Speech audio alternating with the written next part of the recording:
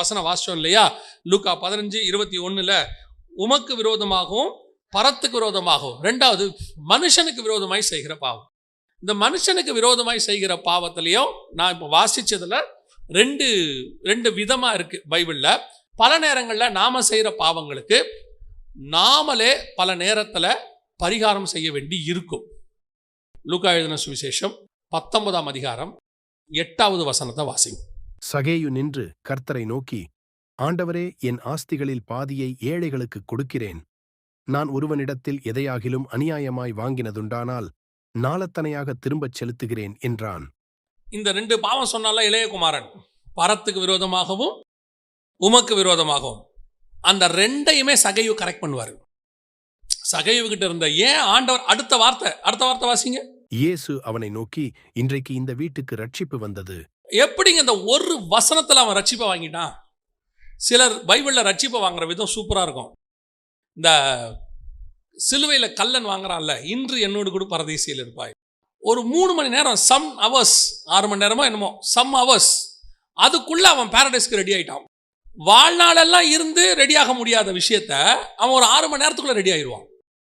இங்க சகையு ஒரே ஒரு வார்த்தை தான் சொல்லுவாரு. அடுத்த வார்த்தை இயேசு சொல்லுவாரு, இந்த வீட்டுக்கு இன்று. எப்படி வந்ததுன்னா, இப்ப இளையகுமாரன் சொன்னான்ல, உமக்கு விரோதமாகவும் பரத்துக்கு விரோதமாகவும் பாவம் செய்தேன். இந்த உமக்கு விரோதமா பரத்துக்கு விரோதமா இருக்க பாவம் இல்லையா, பரத்துக்கு விரோதமா, அதுக்கான பரிகாரம் தான் ஃபர்ஸ்ட் பண்ணது யாரு? சகையு. அவர் சொன்னாரு, என் ஆஸ்திகளில் பாதியை விற்று. அவரோட அர்த்தம் என்னன்னா, இந்த வறியவருக்கு எதை செய்கிறீரோ அதை எனக்கே செய்தீர்கள். இவன் என்ன பண்ணிட்டானா, செஞ்ச பாவத்துக்கு பரிகாரமா ஏழைகளுக்கு செய்யறேன்ட்டான். உமக்கு விரோதமா செஞ்ச பாவத்துக்கு பரிகாரம் என்ன? ஏழைக்கு செய்யறது. ஏழைக்கு செஞ்சா உங்களுக்கு செஞ்சது பாவம் டாலி ஆயிடுச்சு, மன்னிக்கப்பட்டுருச்சு. அதனாலதான் ஆண்டவர் சொல்லுவாரு நியாயப்பிரமாணக்காரனை பார்த்து, விற்று தரித்திரருக்கு. ஏன் இந்த தரித்திரருக்கு கொடுக்கறதும் தேவனுக்கு கொடுக்கறதும் ஒண்ணு. பரத்துக்கு விரோதமாய் செய்கிற பாவத்தை மன்னிக்கிறதுக்கு நம்ம என்ன செய்யணும்? ஏழைகளுக்கு இறங்கணும். கவனிச்சுக்கொள்ளுங்க, இந்த முதல் பார்ட் சகையு செய்தனுடைய ஸ்பெஷாலிட்டி என்னன்னா, அந்த பரத்துக்கு விரோதமான பாவத்தை ரெக்டிஃபை பண்ணிட்டார் அந்த இடத்துல. அடுத்த வார்த்தை சொல்றாரு, நான் ஒருவனிடத்தில் எதையாகிலும் அநியாயமாய் வாங்கினதுண்டானால் நாளத்தனையாக திரும்பச் செலுத்துகிறேன் என்றான். இதுதான் நீங்கள் செய்த பாவத்திற்கு மனுஷனுக்கு விரோதமாய் செய்கிற பாவம். அப்ப எல்லாருக்கும் நாளத்தனையே திருப்பி தரணுமானா அது ஒரு மாடல். இது ஒரு மாடல். இன்னும் கூட ஒரு வசனம் வாசிங்க, மனுஷனுக்கு திருப்பி தரணுங்கிறதுக்கான ஒரு மாடல். மத்தேயு எழுதின சுவிசேஷம் 5ஆம் அதிகாரம் 24-25 வாசிங்க. அங்கேதானே பலிபீடத்தின் முன் உன் காணிக்கையை வைத்துவிட்டு போய் முன்பு உன் சகோதரனோடே ஒப்புரவாகி பின்பு வந்து உன் காணிக்கையை செலுத்து. அப்படின்னா என்ன அர்த்தம்னா, முதல்ல போய் அவனுக்கு கொடுக்க வேண்டியதில் என்ன பண்ணிடணும்? நான் இப்பவும் சொல்றேன், நாம பரத்துக்கு விரோதமாக, பரத்துக்கு முன்பாக உண்மை உள்ளவர்களாய் காணப்படணும். உங்க மனசாட்சிக்கு தெரியும், நல்லா நீங்க பண்ணது தப்பு தான் தெரியும். வஞ்சித்து வாங்கியிருப்பீங்க, ஏமாத்தி வாங்கியிருப்பீங்க, வட்டிக்கு வாங்கியிருப்பீங்க. இப்ப சகையு பண்ணது வட்டிக்கு வாழ்ற வேலை தான். அவன் ஆயக்காரன் பைபிள் சொல்லுது, வட்டிக்கு விரோதமா தான். அதே மாதிரி இன்னொரு ஆயக்காரன் இருப்பான், அவனை பாவின்னு பைபிள் சொல்லும். காரணம் என்னன்னா, நீங்கள் அநியாயமாய் டாக்ஸ் வட்டிக்கு வாங்கிட்டீங்கன்னா அந்த வட்டி காசை திருப்பி தரணும். ரட்சிக்கப்பட்டா, திருப்பி சொல்றேன், அதை திருப்பி தராம உங்க ரட்சிப்பு பூரணப்படாது. நாளத்தனையா திருப்பி தரணும்னு சொல்லுது. ஒருவேளை உங்கள்கிட்ட நாளத்தனையா திருப்பி தர இருந்தா கொடுங்க. ஏன்னா நீங்க கொடுக்கறது பணம், பெற்றுக்கொள்வது பரலோகம். அதுக்கு இதுக்கு ஈக்குவலே கிடையாது, அது எங்கேயோ இருக்குது. அதனால்தான் ஆண்டவர் சொல்வார், திருப்பி தந்துருங்க பாரு. அதனால்தான் சகையு திருப்பி சொல்றான், ஏழைகளுக்கு ஒரு பக்கம் கொடுத்துறேன், ஆனா அநியாயமா வாங்கி இருந்தா எவன் சொல்லிட்டோம், நான் நாளத்தனையே திருப்பி தரேன். இப்ப சாட்சி எப்படி ஆயிருச்சு? தேவனுக்கு முன்பாகவும் சகையு நின்று விட்டான், மனுஷனுக்கு முன்பாகவும் சாட்சி நின்றுச்சு.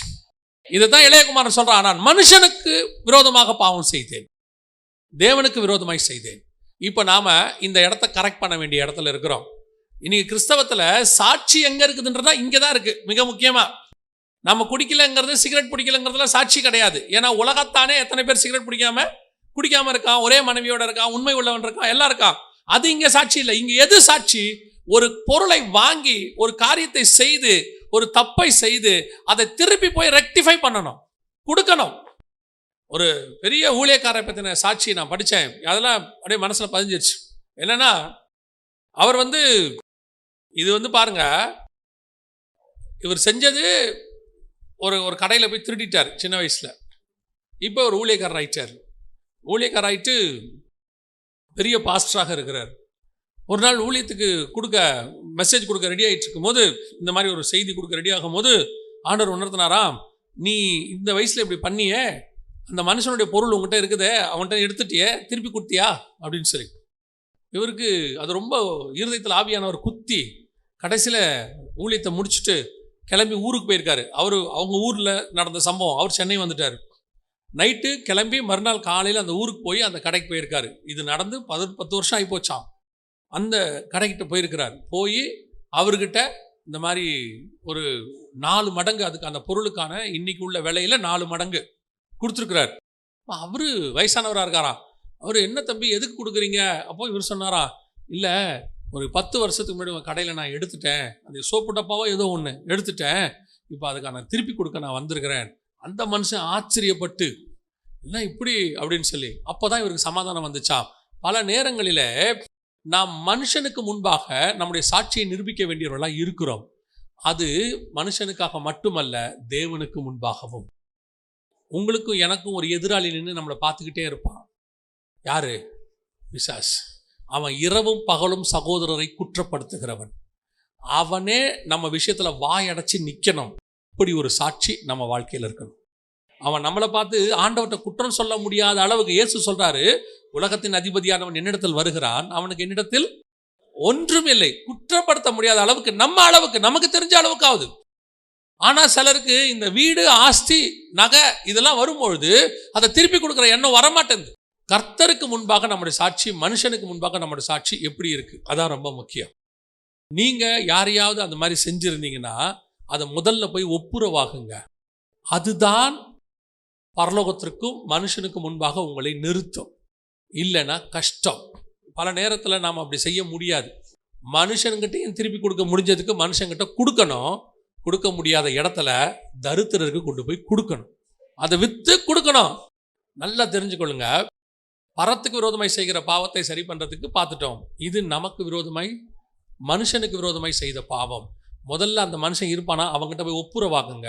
வசனம் சொல்லுது, நீ முதலில் போய் அவனோடு கூட ஒப்புரவாகு. என்ன இதில் என்ன ஒப்புரவாகுறது தெரியுமா? சில நேரத்தில் உங்களால் கொடுக்க முடியாது. நிஜமாவே உங்களால் என்ன செய்ய முடியாது. சிச்சுவேஷன், நீங்கள் வாங்கின காசு அவனை ஏமாற்றி நீங்கள் வாங்கியிருப்பீங்க. நீங்கள் போட்ட இடத்துல உங்களை ஏமாற்றி இருப்பான், நஷ்டமாயிருக்கும். திருப்பி கொடுக்குற இடத்துல நீங்கள் இருக்க மாட்டீங்க. போய் முதல்ல அவங்ககிட்ட என்ன வாங்கணும்? ஒப்புரவாகணும். ஐயோ இப்படி நடந்துச்சு, நான் பண்ணது தப்பு, என்னை மன்னிச்சிடு, நான் வரல, ஆனால் என்னைக்கு வந்தாலும் நான் திருப்பி தருவேன் உனக்கு. சிலர்லாம் பார்த்தீங்கன்னா 10 வருஷம் கழிச்சு கொண்டு வந்து திருப்பி கொடுத்துருக்குறாங்க. எனக்கு ஒருத்தர் தெரியும், அவர் கிட்டத்தட்ட அவருடைய 62வது வயசுலையோ 64வது வயசுலையோ 40 வயசில் வாங்கின கடனை திருப்பி கொடுத்தாரு. ஏன் தெரியுமா? அவர் கடன் வாங்கி குடும்பத்தை நடத்தினாரு. அவருடைய சிச்சுவேஷன் அன்னைக்கு ஆண்டவர் அறியல காலம். அதுக்கப்புறம் இவருக்கு அடைக்கிற நிலைமையே வரல. ரிட்டையர் ஆகும்போது அவருக்கு நல்ல ஒரு பணம் வந்துச்சு. அந்த பணத்தை அவர் சேர்த்து வைக்கணும்னு நினைக்கல. தன் மகன்கிட்ட சொன்னார், எனக்கு தெரியும் அந்த பையன் என் ஃப்ரெண்டு, பையன்கிட்ட சொன்னார், இந்த பணத்தை கொண்டு போய் அவங்ககிட்ட கொடுத்துரு. சிலர்கிட்ட வீட்டு வாடகை கட்ட முடியாமல் இருந்துச்சு. அந்த வீட்டு வாடகையெல்லாம் போய் மொத்தமாக கொடுக்க சொன்னார். ஆண்டவர்கிட்ட கொடுத்துருக்கிறாருப்பா, நாம் கொடுக்கணும். இப்போ நான் பார்க்குறேன், அவர் பையனை கர்த்தர் ஆசீர்வதிச்சு அவன் இன்னைக்கு மில்லியனராக இருக்கிறான். நாம் எப்போ ஒப்புரவாகிறோமோ கர்த்தர் அப்பொழுது மன்னிக்க வல்லமை உள்ளவர். சில நேரத்தில் இப்போ உங்களால் கொடுக்க முடியாமல் இருக்கும். உங்கள் இருதயத்தை கர்த்தர் பார்க்குறாரு. போய் அந்த ஆள்கிட்ட சொல்லுங்க, நான் வரும்போது கண்டிப்பாக என்ன செய்யணும்? இப்போ நீங்கள் ஒப்புரவாகுங்க. பின்னால் தேவன் மன்னிக்க வல்லமை உள்ளவராக இருக்கிறார். அல்லேலூயா. இது 2வது மனுஷனுக்கு விரோதமாய் செய்கிற பாவத்தில் நீங்கள் செய்ய வேண்டியது. இன்னொன்று இருக்குது, மனுஷனுக்கு விரோதமாக செஞ்சது. இதை விட கொஞ்சம் மேலானது. அதையும் நம்ம என்ன செஞ்சிருவோம், பார்த்துட்டு முடிச்சிருவோம். 2 சாமுவேல் 21:1 வாசிங்க. தாவீதின் நாட்களில் 3 வருஷம் ஓயாத பஞ்சம் உண்டாயிருந்தது. அப்பொழுது தாவீது கர்த்தருடைய சமூகத்தில் விசாரித்தான். கர்த்தர் கிபியோனியரை கொன்று போட்ட சவுலுக்காகவும் இரத்த பிரியரான அவன் வீட்டாருக்காகவும் இது உண்டாயிற்று என்றார். கவனிங்க, இப்போ தாவீது இந்த பாவத்தை என்ன செய்யல. தாவீது இந்த பாவத்தை செய்யல. செஞ்சது யாரு? சவுலுக்கு செஞ்சுட்டார். சவுல் தான் செஞ்சுட்டு போயிட்டார்.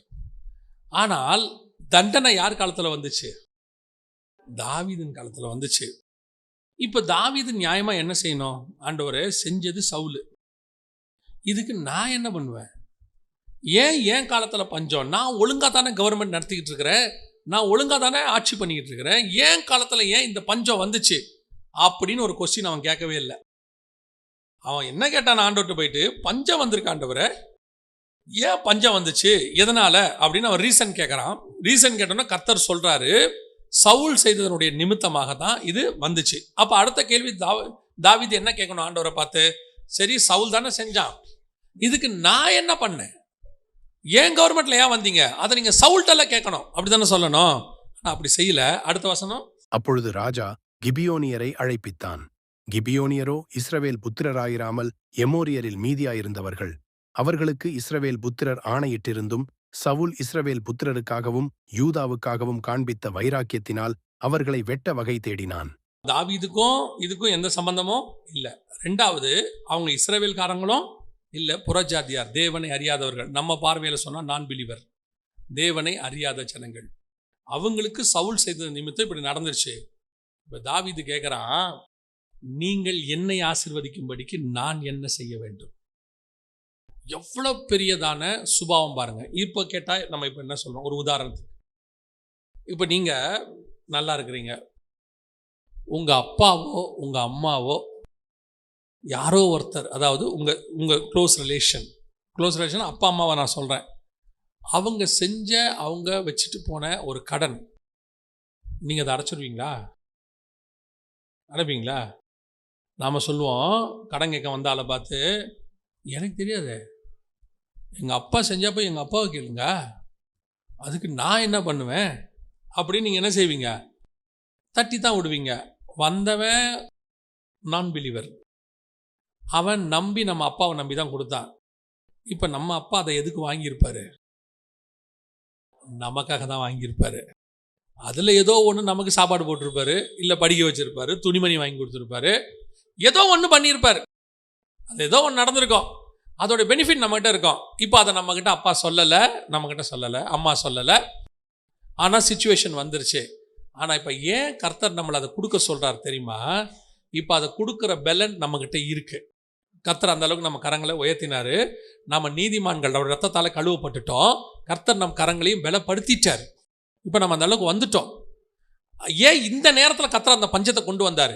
ஏன் இந்த நேரத்தில் தெரியப்படுத்துறாருன்னா, இப்போ உங்கள் அப்பா செஞ்சதுக்கான காரியத்தை நான் மன்னிச்சிடுறேன், அதே நேரத்தில் உன்மேல் அந்த சாபம் வராதபடிக்கு நான் என்ன செய்கிறேன், அதை ஆசீர்வாதமாக மாற்றி கொடுக்குறேன்.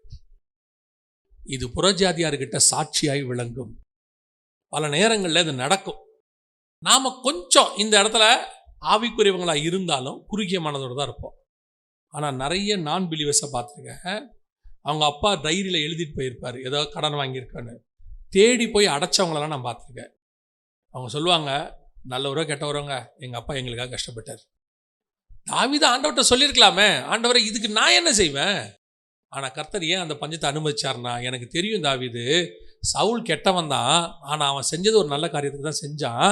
அவன் கெட்டவன் தான், ஆனால் அந்த அந்த கடனை அடைக்கிற அளவுக்கு உன்னிடத்துல ஒரு ப்ராட் மைண்ட் உண்டு என்று எனக்கு தெரியும்.